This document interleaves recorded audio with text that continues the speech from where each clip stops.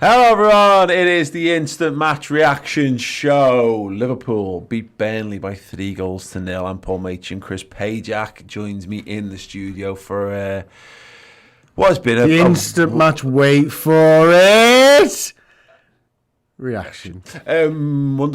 Wonderful game of football in the end. It was not quite that for a lot of the first half when Chris Woods was just unmarked shooting at the goal. But yeah, again, recency bias plays a massive part in how much we enjoy football. Once we scored, and we never looked like we weren't going to win that game.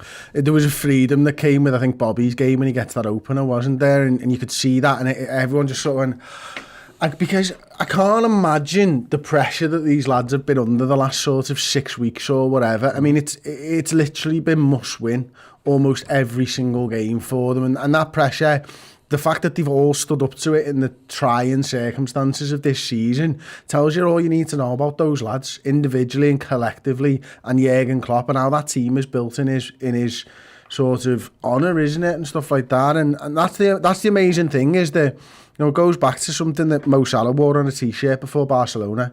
That never give up, and that's just epitomised by everyone in that squad. Yeah, I completely agree with that. It was the Bobby Firmino thing, because the game had all the hallmarks of being everything that we've seen a million times over this season. We created some really good chances in that first half. Again, Mane misses an early one. We're doing a lot of the right things.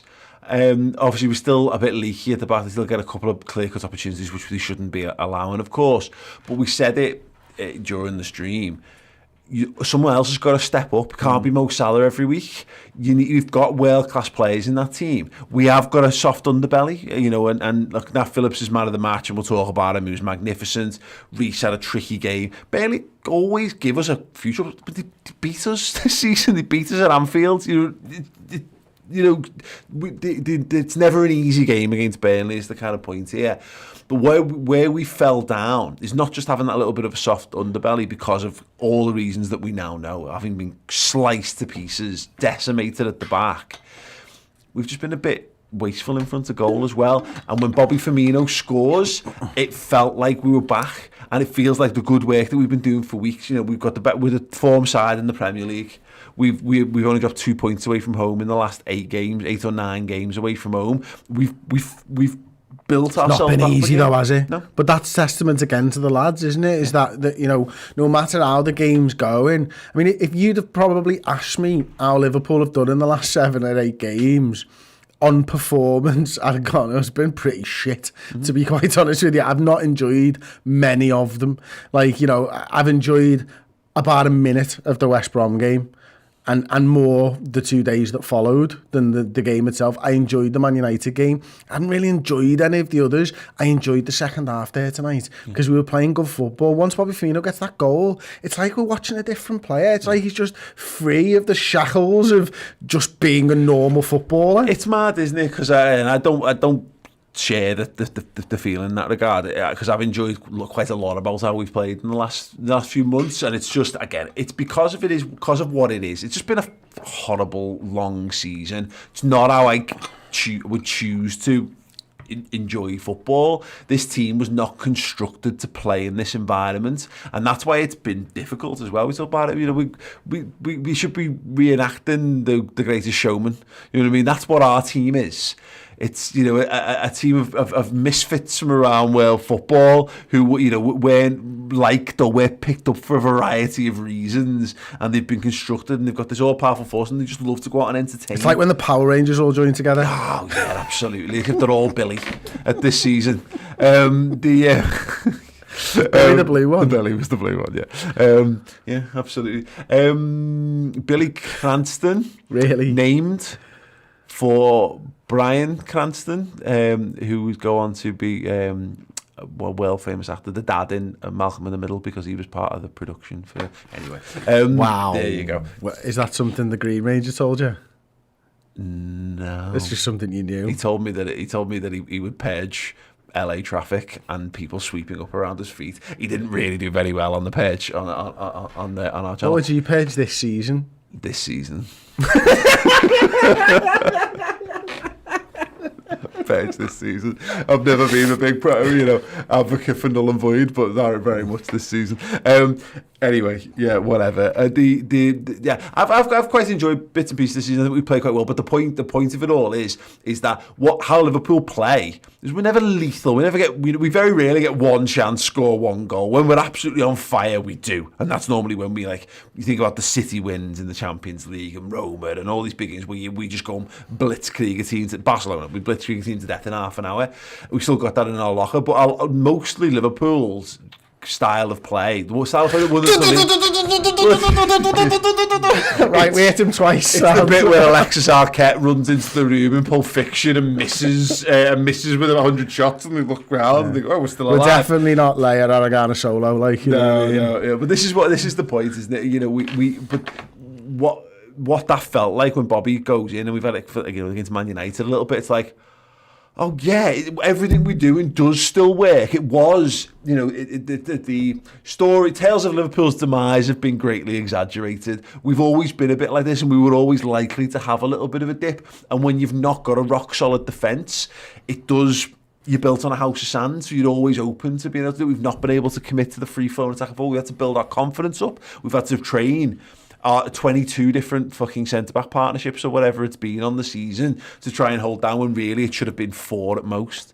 And now we've started scoring. I've got a good feeling about the weekend. I think 10,000 fans back in. You said one game at Anfield when you finally got an audience again. There's just that little voice on my shoulder, the devil going, don't fuck it up in front of the 10,000, and I just don't believe it's going to happen. Yeah. I just can't believe it. I mean, we have had to watch Roy Hodgson lose a lot of game of football as Liverpool manager.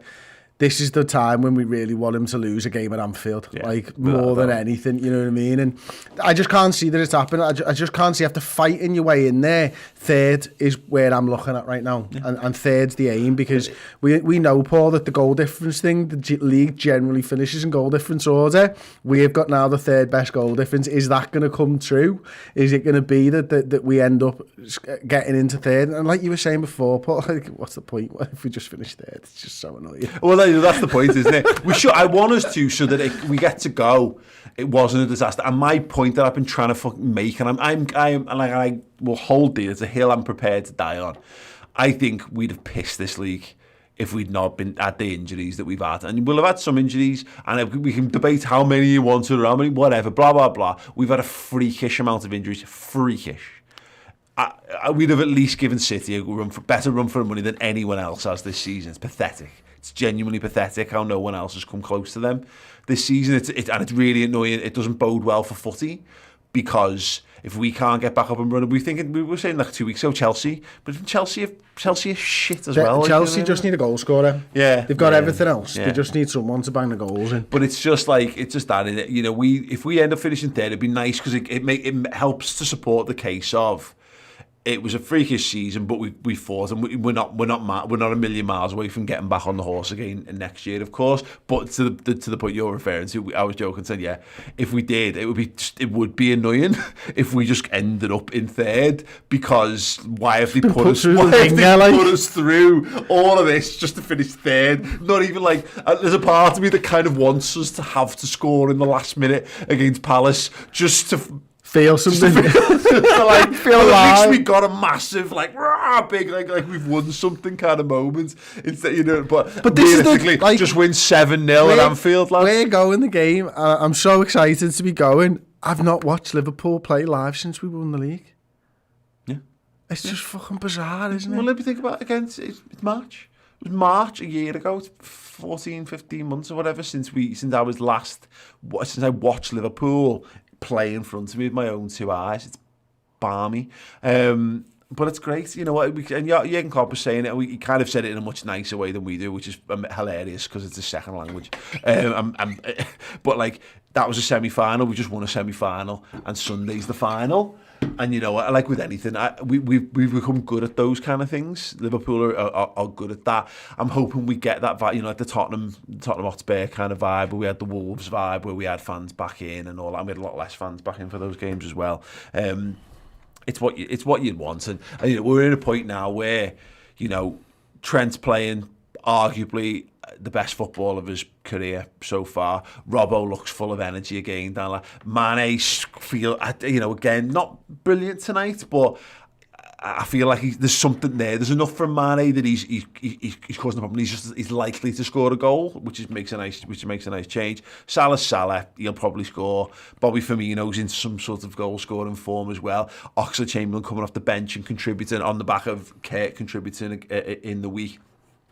We're the form side in the Premier League. It all is good. We've turned we've made a purse out of a pig's ear or whatever it is. I really think that Manchester United is to blame for us if we make top 4.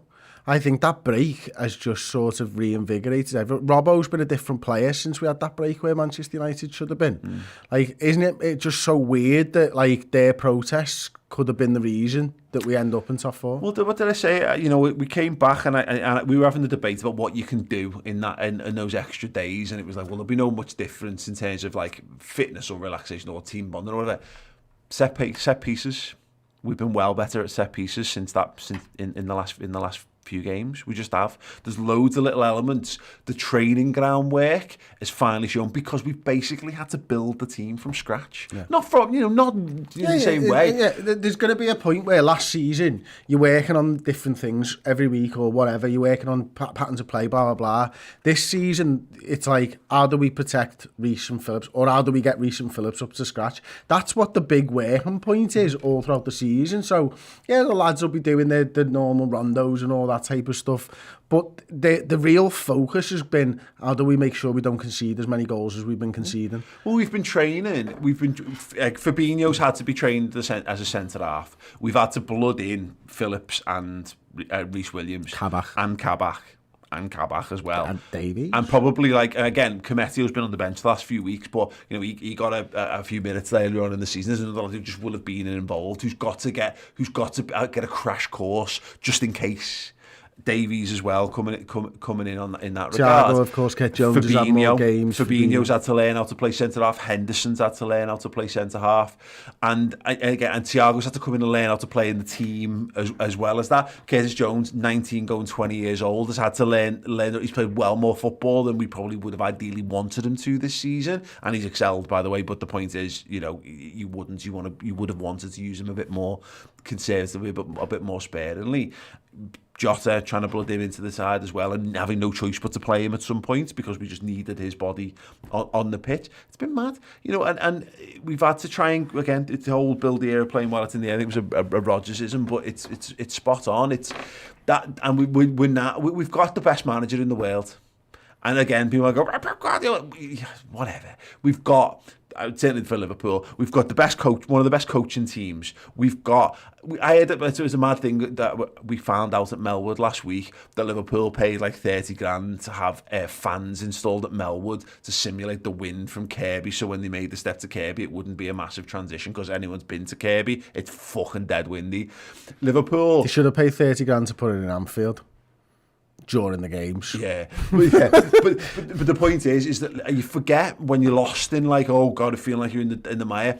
Liverpool have got, off the pitch, have got everything spot on. You know what I mean? They've got the fitness, the nutrition. I know it doesn't feel it because we've had loads of injuries and all this kind of stuff, but we've got brilliant things going on all around Liverpool. And you'll Klopp talking about being one of his biggest achievements. To get this team with that defence, with that centre-back pairing, for all the love for Nat Phillips and Reece Williams, a team with those two as centre-half has got no right to be in the Champions League. Not from where they were to where they are, like 10 games ago. Well, I said a few times, I don't know if I've said it on a show you're on. No, I don't think there's a team in the Premier League that swaps their starting centre-back pairing for them as their starting centre-back pairing. It was fun word. Yeah, and so that's it. It's just fucking brilliant, and I just for how much it would have set us back. That's why we've got to do it. We've just got to go and beat Crystal Palace now and put this fucking twat of a season in the bin. And then we can look back on the good things. We can go, oh, remember Alisson scoring? Remember fans coming back? Remember these little bits? Remember Mo Salah hopefully gets top goal scorer. And we've got a couple of nice things that we can take away. Maybe we've saved ourselves 15 to 20 million pounds in the transfer market through Nat Phillips or Reece Williams. Maybe we can sign some players that we couldn't have signed at the end of the season, gone down the Swanee, like, because that's the massive thing. That's the important thing. Look, of course I want to be in the Champions League every season, but I want Liverpool to compete for the players as well. And now, you know, whether they will go and sign someone, because we still don't really know what's going on and all that in the world, but I think they do. I think they do sign someone big this summer. I think they have to be honest with you. And we kind of spoke about this during the game and stuff, but I just think it's time that we made a big splash and we just lobbed our cock on the table and went with Liverpool, we're top 4, we're Champions League sides, and we're coming at you next season. Yeah. Again, because there's no doubts now that Liverpool are getting back in the Champions League, particularly given the context of the season. It's actually another feather in the cap of you know, proving that Liverpool are an absolutely top side. That even in spite of all of that, they can still be a competitive team on the back of the great seasons they've had before that. So yeah, it doesn't harm our standing, but you've just got to get across the line. Let's just quickly have a look at the Premier League table just to reiterate where we're at.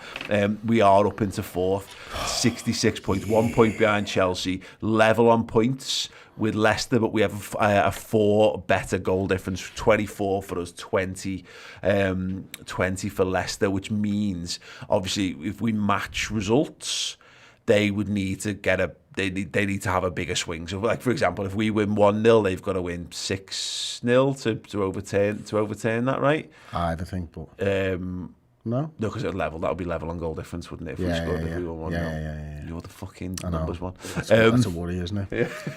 Yeah. Draw you a great picture of it. Yeah, so that's just where we're at. Just win and kind of hope for the best. I mean, the last time Brendan Rodgers went for a big score, we ended up with Istanbul. So I'm here all day for them doing that. Leicester take on Tottenham at the Tottenham Hotspur. That's the mad thing. I mean, if you just look a little bit further down the league, obviously you've got Tottenham, who are in the Conference League position at the moment. They have got a much better goal difference than West Ham. So if they win and West Ham lose, they're in the Europa League. So they've got something to play for. Tottenham against Leicester, that's good for us. Everton could finish as low as 10th because their goal difference is shocking, and Leeds isn't much better. But you know, if they lost and Leeds won and Arsenal won, then Everton could finish in 10th. Arsenal are pretty much, you know, they're hitting hope for any type of Conference League or Europa or whatever at the moment on 58 points. But the Tottenham one's the interesting one, isn't it? Mm-hmm. That's the mad one because Tottenham play Leicester and you know, Everton play Man City away. So I feel for them, like, you know what I mean? I was saying to Dan, like, they just don't know who to blame anymore, the Everton fans, do they? Yeah. They turn to Ancelotti, it's like, can't blame him. He's boss. Yeah, have to blame the players. Yeah, they're turning on all kinds. They'll be fine. Another couple of windows and they'll be up there, I reckon, Everton. But whatever. Right, let's just quickly check out Redmen picks. Thank you to the guys and every one of you who played along. Do you know where you finished? I don't know. I finished 522nd. Oh, I finished above that. Winner was Lily Langmaid, who takes home with just 16 points. I finished the same as you, 522nd, 9 points. There you go. So Lily got 16 points, takes home 500 quid just for clicking a few buttons. Steve G and It's Josh and Teague 22 all got 15 points to take home 150 quid. And then it was split. Loads of people on 14 points. So I had Deli, Max Cook, Beast, Dirty, Liam, Rob, Dylan. Dirty Liam? John maybe. John and Dara all got £5.56. Look, which I'll admit is not the biggest of payouts. You'd be gutted. It's like when you win 6 numbers on the lottery. Yeah. It's like one day it's going to land on 1, 2, 3, 4, 5, 6, and the clever bastard was, it's just as likely to be 1, 2, 3, 4, 5, 6 as today. So I'm going to go with that and realise that 7,000 people have done that, and you get 2p. The point that I always say on this, it's like it's a pint. You've literally just won a pint, and pint and a half maybe, depending where you go, for just literally creating an account and answering a few questions. So yeah, we've got another Redmen picks to come for the game at the weekend, the final game of the season, Crystal Palace. So yeah, go to redmenpicks.com from tomorrow and get your question answers in. We've had some super chatting as well. The sign sing, £5. Thank you very much. Said on reactions vid, but just for you, Chris, too. My endless gratitude for the watch on. You 100% deserve Anfield on Sunday up the top 4 Reds. Thank you so much. Mitchell Costello, $4.99 US. I would like to big up Ox for staying mentally sharp. Great attitude, great lad, class footballer, great post-match interview. You guys are class. Thank you so much, mate. I haven't seen the post-match interview. I'll watch that one later. I've had Stephen, $20 Canadian. Glad you guys are getting to watch the final game at Anfield. Sing your lungs out. Sing so loud that we can hear you in Canada. You may be able to hear us in Canada sometime in the future, but we'll keep that one to ourselves for now. Top secret. So there you go. Thank you so much for that one. Yes, that is us. Thank you so much. Yes, the shows will return on Sunday. We'll be doing some bits and pieces at the game for you guys' perusal. Hopefully, Tom and Ross and Si will be in the studio taking over commentary and post-match duties from us, but we should hopefully be able to dip into those shows for you guys as well. So yeah, don't worry about it. As I've mentioned on previous shows, again, you guys are amazing. Thank you so much for the help, for the love and support. We're not done. Again, the Sunday next week, the post-season content begins. We'll be doing final words, of course. So if you're a YouTube member at tier 2 or tier 3, you get that show. But we're also going to be reviewing the season. So we've got a season review, we've got keep, sell, loan, we have got the season player ratings, which are all between 2 and 3 episodes, as well as a whole thing. We've got loanee reports. I've been speaking to journalists and fans of clubs where Liverpool's best players and loanees have been going out. And a manager, literally, and one, and a manager as well, amongst other things. So they're going to be going out. There's just amazing, charted, interesting insight content as well. And of course, we've got the Jordan Henderson 10 Years of Red documentary to come. Stay tuned. Live 3 p.m. Saturday on the YouTube channel. Teaser 2 is being revealed for that one. So yes, thank you so much, everyone. Just got one more. I think Thomas is saying in the comments, mate, I think you missed my super chat in the live watch along. I said thanks very much for all the content. You kept us all going. I hope you guys enjoy Anfield. Thank you, Thomas. We'll try our very, very best. Guys, you're amazing. We love you beyond words, to be perfectly honest. It's been a hell of a season. Hopefully it will end on a high note. But Redmen TV will be here for you guys on Sunday, so do tune in. One more thing to come from this game. Goal reactions will be going out first thing tomorrow morning, so keep your eyes peeled for all that. And yes, if you want more content from us, theredmentv.com, and don't forget to buy your Nat Phillips Just Head It t-shirts on redmenmerch.com. All good stuff. Keep the smiles going, and yeah, hopefully the season can end on a wonderful, wonderful high for us. Have a wonderful night, guys. We'll see you all soon. Ta-ra. So this is John Henderson's documentary, right? So we have to say the truth, huh? So let me say it like this.